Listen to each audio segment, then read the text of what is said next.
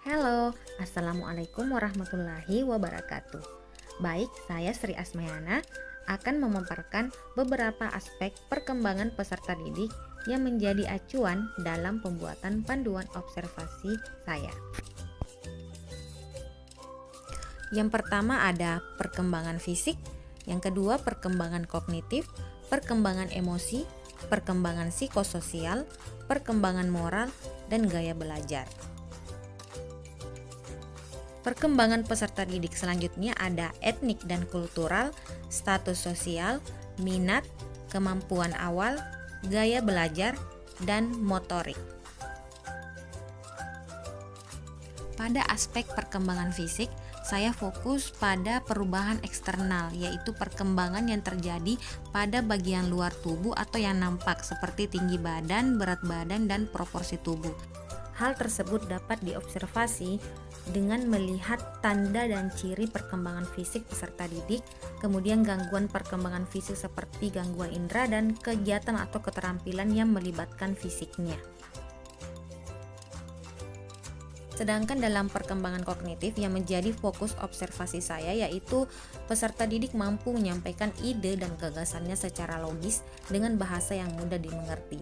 Kemudian peserta didik memiliki kemampuan dalam menyelesaikan masalah dalam proses pembelajaran. Pada perkembangan emosi, fokus observasi saya yaitu kondisi emosi dan psikis peserta didik dalam mengikuti pembelajaran. Kemudian respon peserta didik dalam menyikapi tantangan, masalah atau kendala dalam pembelajaran. Kemudian peserta didik memiliki empati dan saling menghargai dalam berinteraksi dan berkomunikasi antar teman sebaya. Kemudian perkembangan psikososial yang menjadi fokus observasi saya yaitu kemampuan peserta didik dalam bersosialisasi dengan teman sebaya, kemudian kemampuan berkolaborasi dengan teman kelompok untuk menyelesaikan tugas, dan partisipasi aktif peserta didik dalam kegiatan sekolah. Selanjutnya perkembangan moral. Ada 3 hal yang menjadi aspek observasi saya, yaitu sikap yang ditunjukkan peserta didik dalam mengikuti pembelajaran, yang kedua sikap yang ditunjukkan peserta didik kepada teman, guru, pemimpin sekolah ataupun staf, dan penerapan aturan dan budaya sekolah yang dilakukan oleh peserta didik itu sendiri. Aspek motivasi belajar, ada 4 hal yang menjadi fokus saya pada observasi, yaitu peserta didik mampu mengemukakan ide dan gagasannya dengan percaya diri, kemudian peserta didik tertarik dan bersemangat dalam mengikuti kegiatan pembelajaran. Yang ketiga, peserta didik mengerjakan dan mengumpulkan tugas tepat waktu, dan peserta didik memiliki keinginan dan usaha untuk mencari tahu dan menemukan solusi dalam pembelajaran. Selanjutnya etnik dan kultural. Pada aspek etnik, peserta didik berasal dari suku dan daerah yang sama atau berbeda. Kemudian pada aspek budaya, kebiasaan atau budaya yang melekat pada peserta didik itu sendiri. Kemudian perbedaan budaya sekolah dengan lingkungan tempat tinggal peserta didik. Aspek status sosial, saya fokus kepada latar belakang keluarga peserta didik, kemudian apakah peserta didik mendapat dukungan dan fasilitas untuk menempuh pendidikan.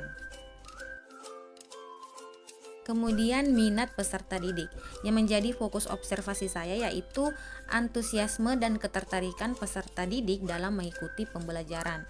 Kemudian yang kedua, peserta didik memahami dan memiliki kesadaran akan pentingnya pembelajaran, khususnya pelajaran bahasa Inggris. Selanjutnya pada aspek kemampuan awal yang menjadi fokus observasi saya yaitu peserta didik mampu menjawab pertanyaan pemantik atau pretest yang diberikan oleh guru. Kemudian peserta didik memiliki gambaran materi yang akan diajarkan.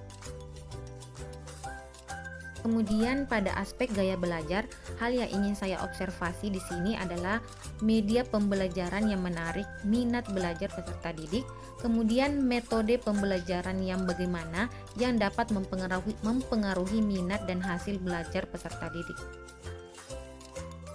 Pada aspek perkembangan motorik, hal yang saya observasi di sini adalah peserta didik mampu menulis, mengetik, komputer atau laptop, dan menggambar dengan baik. Kemudian kegiatan dan keterampilan yang diminati peserta didik yang melibatkan motorik kasarnya. Baiklah, demikian pemaparan panduan observasi perkembangan peserta didik dari saya. Terima kasih telah mendengarkan, dan bye-bye.